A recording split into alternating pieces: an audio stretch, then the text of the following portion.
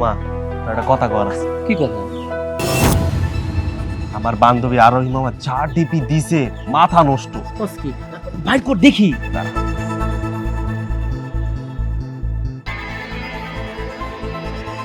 মাল দেখছস মামা? এই দেখ। জোস তো মামা, একটু সিস্টেম করে দে, ইলিবিলি করি। আরে বেটা তো পাগল হইছিস কে?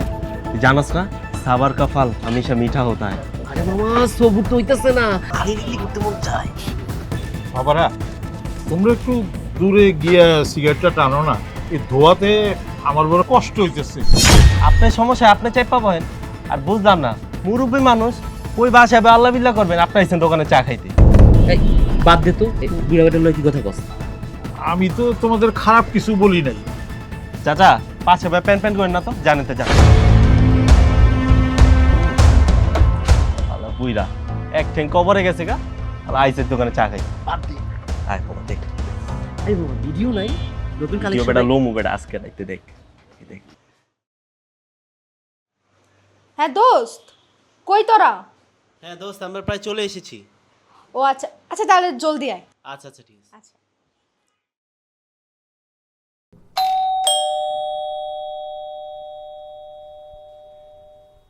হ্যালো। সরি দোস্ত, আজকে আসতে একটু লেট হয়ে গেল। আরে কোনো ব্যাপার না, আরে ভিতরে আয়। দাঁড়া, আরে বসে কথা বলছি। তারপর দোস্ত তোদের কি অবস্থা বল? এই তো ভালো, তোর খবর কি? এই ভালোই, চলে। এই বাবা মনে হয় চলে আসছে, তোর একটু বস, আমি আসতেছি।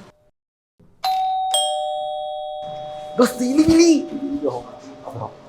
দেখি আগে। বাবা চলে আসছো? হ্যাঁ। ওই যে বাবা দেখো আমার দুটো ফ্রেন্ড আসছে, ও, আসো পরিচয় করে দে।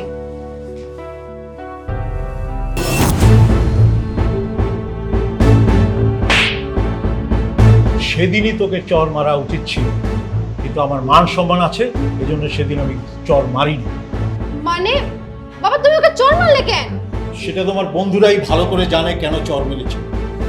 তোদের জন্য আমার খুব কষ্ট হয়। তোদের মা বাবা তোদের মতো কুলাঙ্গার সন্তান জন্ম দিয়েছে। আমি যদি আর কোনোদিন আমার মেয়ের আশেপাশে দেখি তাহলে তোমার খবর আছে। এক্ষুনি আমার বাড়ি থেকে বেরিয়ে যাও।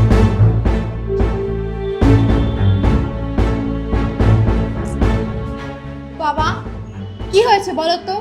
শোন মা, তোকেও একটা কথা বলি, তুই এখন বড় হয়েছিস, তোর চতুর্দিকে খেয়াল করে চলাফেরা করা উচিত। এই তুই যে কোনো সময় যে কোনো মুহূর্তে সোশ্যাল মিডিয়াতে কোনো ছবি পোস্ট করিস না, এতে আমার তোর মান সম্মানের হানি হবে। এটা এটা বাবা হিসাবে আমার একটা অনুরোধ। বাবা আজকের পর থেকে আমি সোশ্যাল মিডিয়াতে আর কোনো বাজে পিক ছাড়বো না। ঠিক আছে মা, ঠিক আছে। তাই তুমি এখন বসো, আমি তোমার জন্য খাবার নিয়ে আসি। আচ্ছা ঠিক আছে।